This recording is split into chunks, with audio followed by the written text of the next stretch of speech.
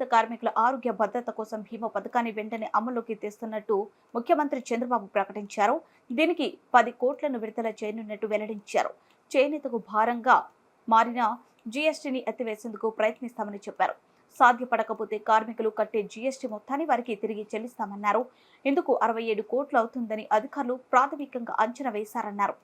Trust fund పథకం కింద రాష్ట్ర ప్రభుత్వం ఇచ్చే వాటాను 8% నుంచి 16%కు పెంచుతామని, ఇందుకు 10 కోట్లు అందిస్తామని తెలిపారు. కార్మికులు ఆదాయాన్ని పెంచేలా సమగ్ర పాలసీని తీసుకొస్తామన్నారు. విజయవాడలో నిర్వహించిన జాతీయ చేనేత దినోత్సవంలో చంద్రబాబు పాల్గొని మాట్లాడారు. చేనేతలపై వరాలజ్జలు కురిపించారు. దీనికి ఒక చరిత్ర కూడా ఉంది. భారతదేశ స్వాతంత్ర ఉద్యమంలో విదేశీ వస్త్రాల బహిష్కరణ, స్వదేశీ వస్త్రాల్ని ప్రోత్సహించడం, ఆ రోజు ఒక ఉద్యమ స్ఫూర్తితో ముందుకు తీసుకుపోయారు. అది కూడా ఈ రోజునే జరిగింది. ఆగస్టు 7వ తారీఖున మొట్టమొదటిసారిగా జరిగి అది వాడలా వెళ్లి అది కడకు క్విట్ ఇండియా మూవ్మెంట్ కింద ఏదైతే బ్రిటిష్ వారిని మళ్లీ పంపించే వరకు ఉద్యమం జరిగిందంటే ఆ స్ఫూర్తిలో ఇది ఒక భాగం అని చెప్పి కూడా నేను మీకు తెలియజేస్తున్నా. అదే మరి మన దేశంలో కూడా 2015 నుంచి ఈ యొక్క చేనేత అంతర్జాతీయ దినోత్సవాన్ని జరపాలని చెప్పి అనుకోవడం, కేంద్రంలో మోడీ గారు చేయడం, నేను ముఖ్యమంత్రిగా ఉన్నప్పుడు 2015 నుంచి ఈ కార్యక్రమానికి శ్రీకారం చుట్టాం. అది చాలా సంతోషం అని చెప్పి కూడా నేను మీకు తెలియజేస్తున్నా. ఒకే మాట చెప్తున్నా, ఈరోజు నేను వచ్చింది మీ అందరికీ భరోసా ఇవ్వడానికి వచ్చా. అందరితో సమానంగా చేనేత కార్మికుల్ని పైకి తీసుకొచ్చే వరకు ఈ ప్రభుత్వం నేను అండగా ఉంటామని మరొక్కసారి స్పష్టంగా మీ అందరికీ హామీ ఇస్తున్నా. నేను చాలా ఎన్నికల్లో చూశాను.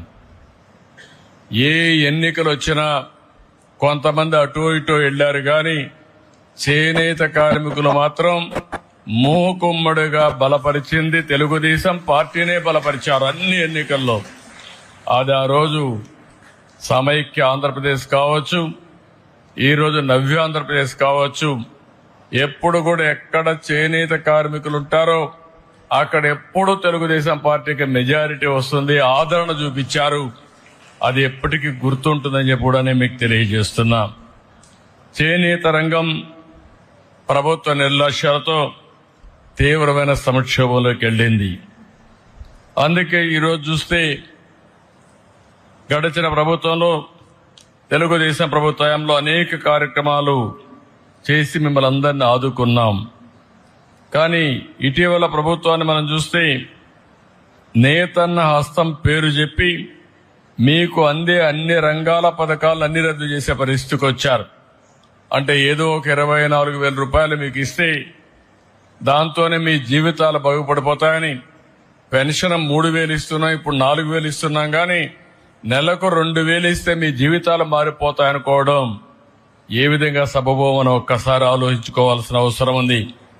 అన్ని పథకాలను రద్దు చేశారు.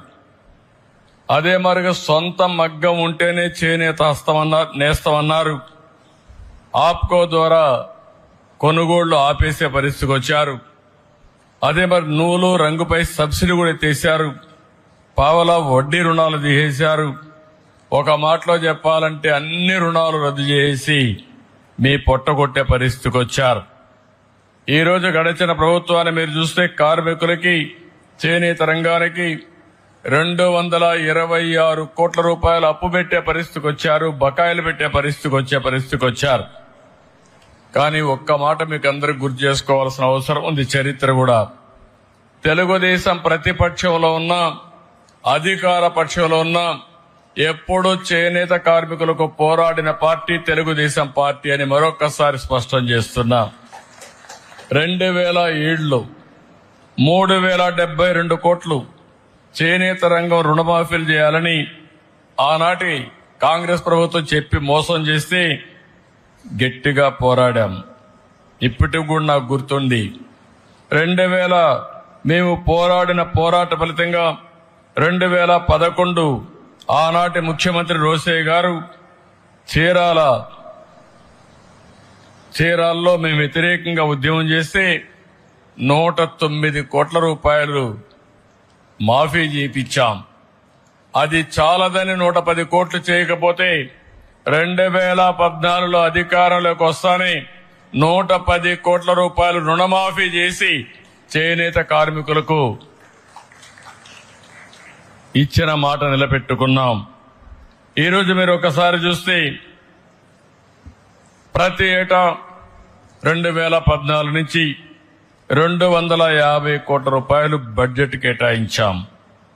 90,795 మంది కుటుంబాలకి 100 యూనిట్లు కరెంటు ఉచితంగా ఇచ్చాం. ఆ రోజు మీరందరూ అడిగారు, చేనేత పరిశ్రమలో చాలా సమస్యలున్నాయి, చిన్న వయసులో అనారోగ్య సమస్యలు వస్తున్నాయి, మగ్గం పైన కూర్చుంటున్నాం, కడుపులోకి నూలంతా ఎడుతుంది, దానివల్ల ఇబ్బందులు వస్తున్నాయంటే 50 రూపాయలకే పింఛన్ ఇచ్చిన ఘనత, పెన్షన్లు ఇచ్చిన ఘనత తెలుగుదేశం ప్రభుత్వాన్ని చెప్పి మరొకసారి గుర్తు చేస్తున్నా. నూలు రంగుల పైన 20% సబ్సిడీ ఉంటే దాన్ని 40% పెంచాం.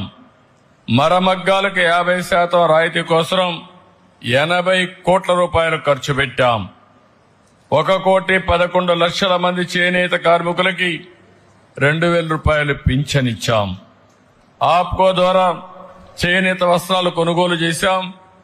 అంతర్జాతీయ మార్కెట్ క్రియేట్ చేశాం. ఎక్కడికక్కడ దీన్ని ముందుకు తీసుకుపోయే పరిస్థితికి వచ్చాం. ఆదరణ 2లో 60,000 మంది పనిముట్లు, 70,000 మగ్గాలకి మోటార్లు కూడా ఇప్పించాం.